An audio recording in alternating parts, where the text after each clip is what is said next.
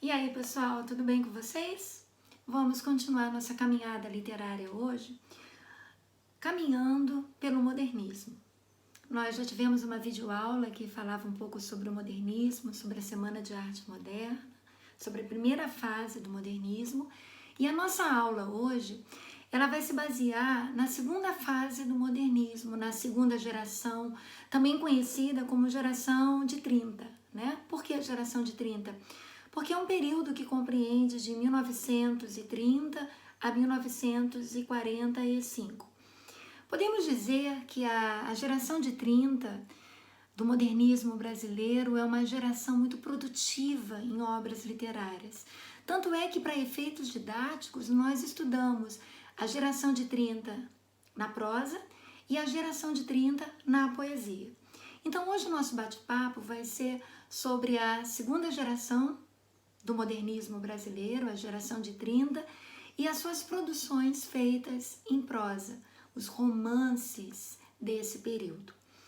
Uma coisa que precisamos logo ter em mente é o contexto histórico que nós estamos.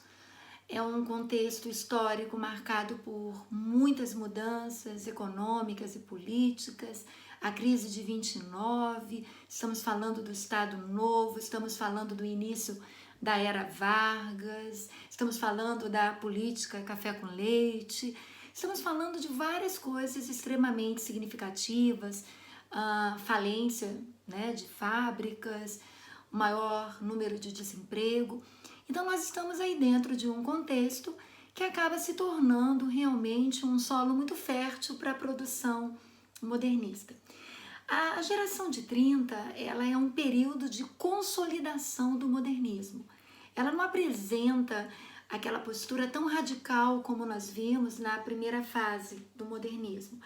Ela é uma geração em que nós vamos encontrar alguns escritores com características neorrealistas, alguns poetas com características neossimbolistas e assim por diante.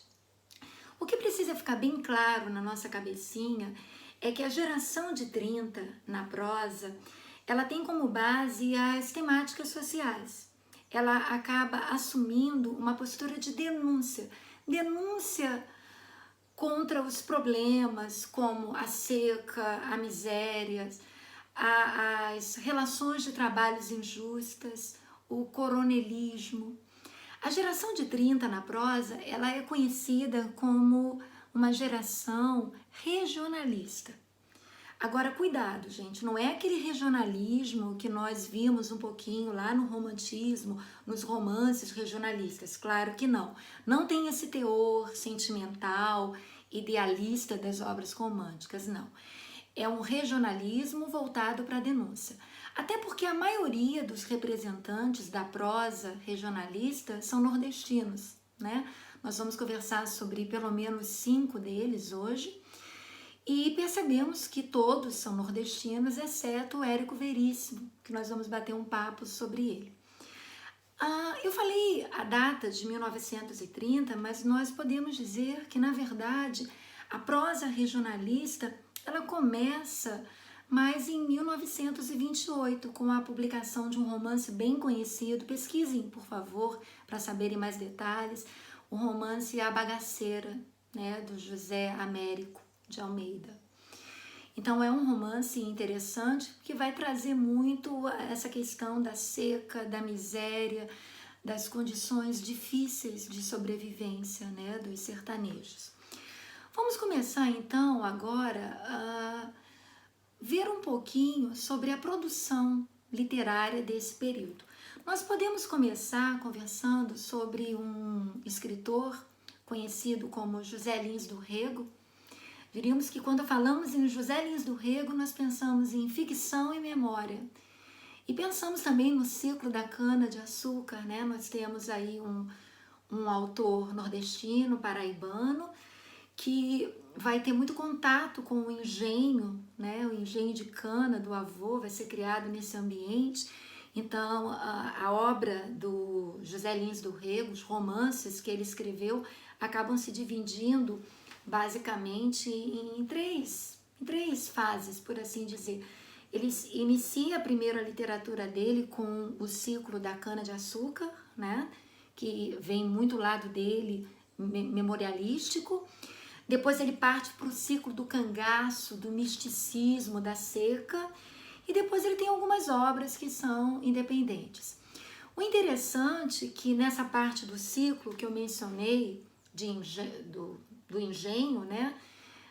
Do ciclo da cana-de-açúcar, uma obra dele de destaque, né, publicada é Menino de Engenho, que inicialmente era para ser mais um livro de memórias de um menino, né, da vivência na fazenda do avô, que acaba, né, caminhando para mais questões envolvidas, as relações trabalhistas e assim por diante.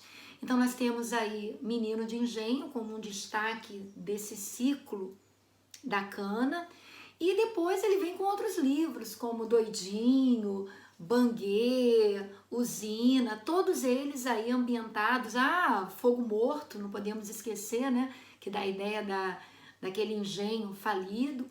Então são obras que mostram muito a decadência dos engenhos de cana-de-açúcar e o surgimento das usinas. Então são algumas obras que marcam esse período. Não podemos também esquecer de mais dois romances, né, que ele escreveu, o Pedra Bonita e o romance Os Cangaceiros, que são romances que marcam o ciclo do cangaço, do misticismo, da seca. São obras que enfatizam, pessoal, aquela luta pela sobrevivência, né, no sertão nordestino. E também trazem um pouco do fanatismo religioso, né, dessa parte toda. Um outro nome muito importante da prosa regionalista é a nossa querida Raquel de Queiroz, né? Eu digo querida, porque para nós mulheres principalmente, ela consegue um lugar aí na literatura que até então não tinha sido conseguido. Ela é a primeira mulher a entrar na Academia Brasileira de Letras, né? Quase 100 anos depois da fundação da Academia Brasileira de Letras, nós temos uma mulher, Raquel de Queiroz, fazendo parte da academia. E ela é uma autora, assim, de firme compromisso. Nós temos uma cearense, tá? Ela nasceu em 1910. André, por que você está frisando a data de nascimento? Vocês vão entender daqui a pouco por quê. Ela nasceu em 1910, ela vive, né? Ela tem uma vida, uma certa longevidade, vive até 2003 e produzindo muito. É uma autora de firme compromisso com a divulgação dos problemas sociais, dos dramas humanos da sociedade brasileira.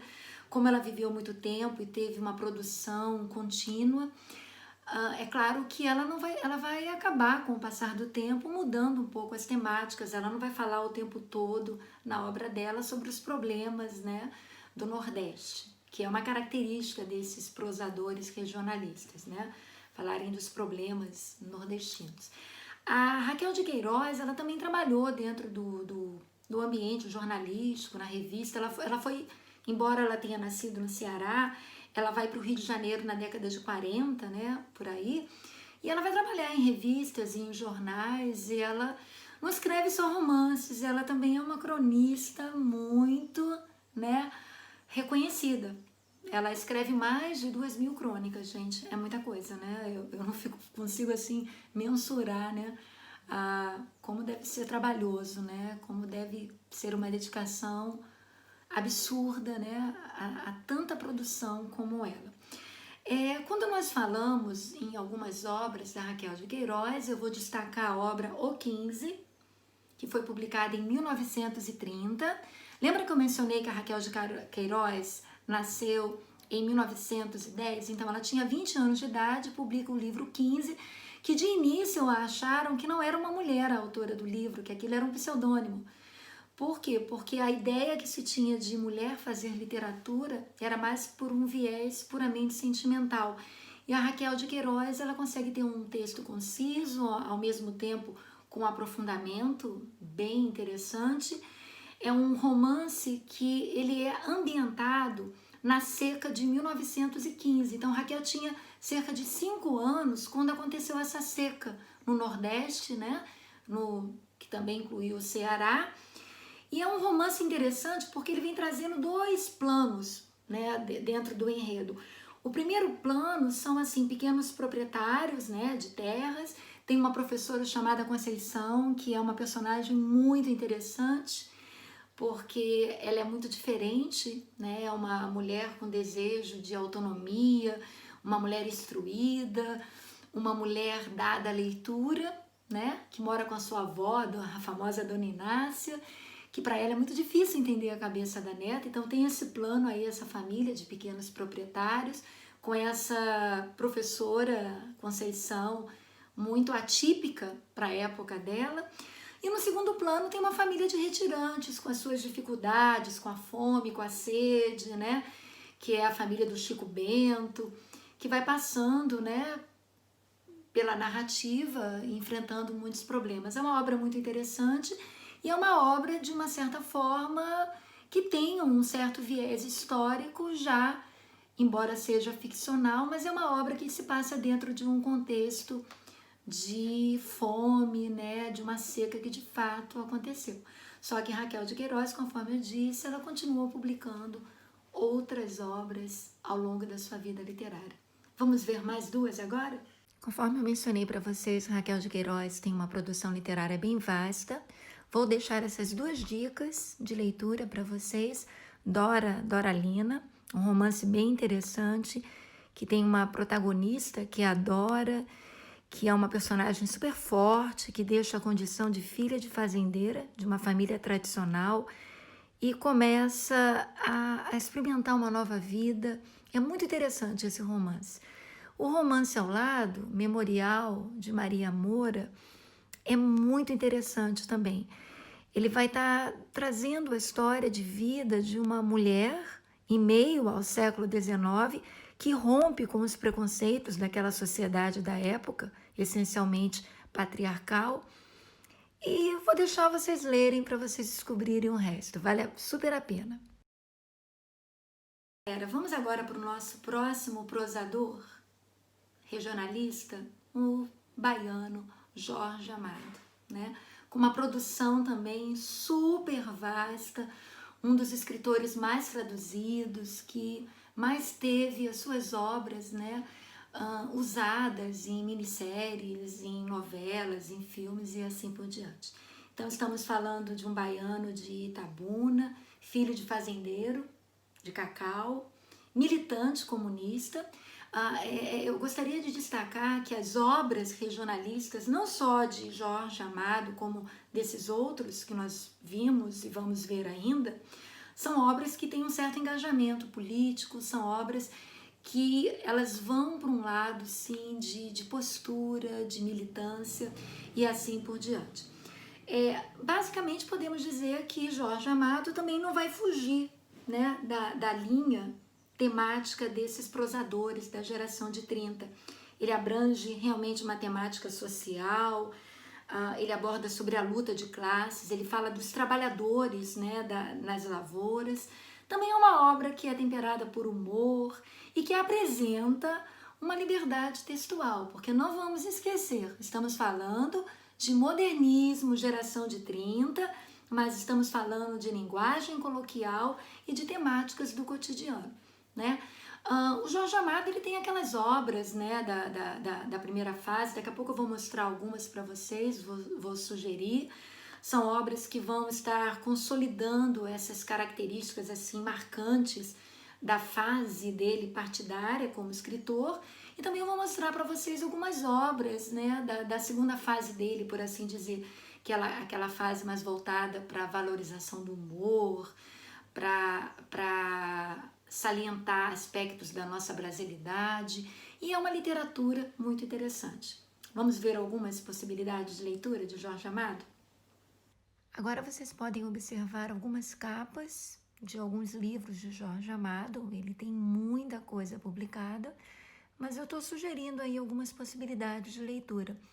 Por exemplo, a obra Cacau, Suor, País do Carnaval, Capitães de Areia, são obras que fazem parte dessa primeira fase literária de Jorge Amado, aquela fase partidária, voltada para questões sociais, críticas, em que ele mostra um pouco o abandono e a exploração das classes sociais brasileiras. O Capitães de Areia, gente, é um livro muito interessante. é uma obra que ela retrata a vida de um grupo de menores abandonados que crescem, né, na rua da cidade de Salvador, que cometem crimes, pequenos furtos. E é interessante porque ele antecipa, né, na década de 30, porque essa obra foi publicada em 1937, uma grande problemática, né, social, que seriam menores abandonados, menores de rua. As outras obras que aparecem aí, Gabriela, Cravo e Canela, Dona Flor e Tieta do Agreste, são obras que já fazem parte de uma fase de Jorge Amado em que ele vai valorizar os perfis femininos, a sensualidade brasileira, né? A busca por um sentimento de brasilidade, a valorização do humor. São obras bem divertidas e que foram aproveitadas, né, no ambiente da televisão, do cinema.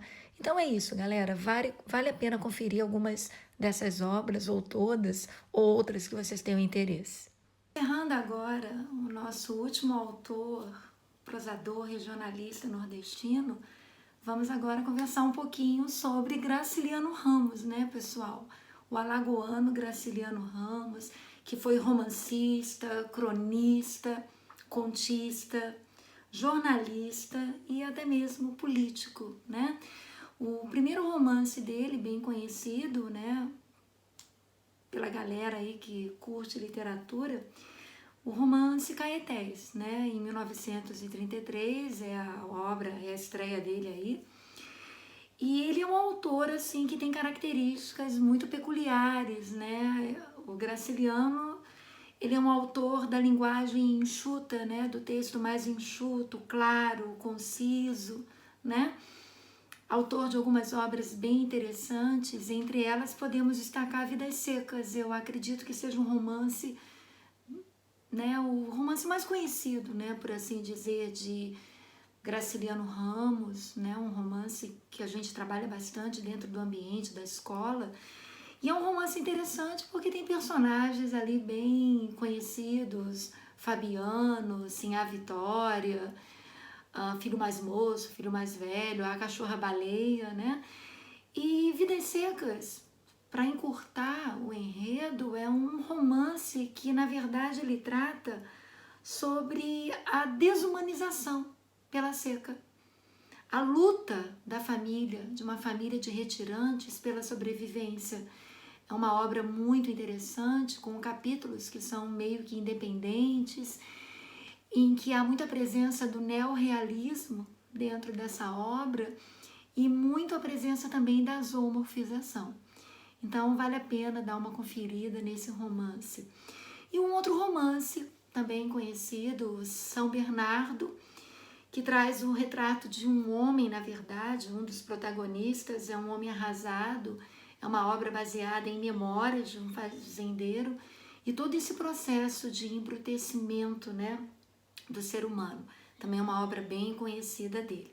E claro que não podemos também deixar de mencionar um outro livro de Graciliano Ramos bem conhecido, Memórias do Cárcere, que é fruto, né, de 2 anos, por assim dizer, de prisão que ele teve. Ele foi acusado de comunismo, na verdade, na época ele nem era ainda, e o resultado dessa experiência vivida por ele foi a obra Memórias do Cárcere. Agora nós encerramos um pouco a nossa conversa sobre prosadores regionalistas que eram nordestinos e vamos agora conversar um pouquinho sobre o autor gaúcho, né, que é o Érico Veríssimo, que é um autor marcado pelo tempo e memória. Sua literatura é marcada por esses aspectos, um autor de 3 fases basicamente literárias. A primeira fase são aqueles romances urbanos que trazem um pouco os costumes, né, da elite, daquela sociedade gaúcha, com ênfase também nos problemas sociais. A segunda fase de Érico Veríssimo, ela traz um pouco a parte da investigação histórica, né? A terceira fase ele já vai mais para um romance político, ele tem muitas obras publicadas que nós podemos destacar, né? E eu gostaria de destacar a trilogia, né? O Tempo e o Vento, que é uma obra interessante, são 3 livros que tentam trazer um pouco a saga de duas famílias, né, do Rio Grande do Sul, os Terra Cambará e os Amaral, trazendo suas intrigas, suas paixões, e nessa vai trazendo todo aquele viés, né, histórico do Rio Grande do Sul. Então, galera, ficamos hoje por aqui, conversamos um pouquinho sobre os prosadores regionalistas. Então, relembrando, falamos de José Lins do Rego, falamos de Raquel de Queiroz, falamos de Jorge Amado, falamos de Graciliano Ramos e falamos do gaúcho Érico Veríssimo. Até o próximo bate-papo.